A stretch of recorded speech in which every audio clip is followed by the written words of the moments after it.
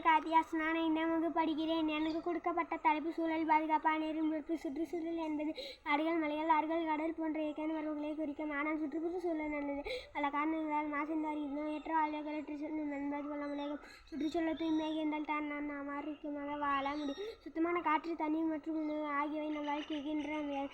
சுற்றுச்சூழலை பாதுகாப்பது நம் ஒவ்வொருவருடைய முக்கிய கடமையாகும். தொழிற்சாலைகளிலே நீர்நிலையோடு கலப்பதால் நீர் மாசடைகிறது. கற்றாழ வாகனங்களில் தொழிற்சாலைகளில் இருந்து வெளியேற்றும் நச்சு புகையினால் மாசடைகிறது. ஏற்றோடு ஏய்ந்து வாழ் என்ற பொன்மொழிக்கு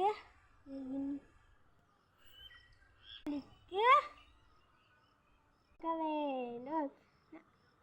மரங்கள் வளர்ப்பது, காடுகள் வளர்ப்பது, சுத்திகரிக்கப்பட்ட கழிவுகளை வெளியேற்பது, நெகிழி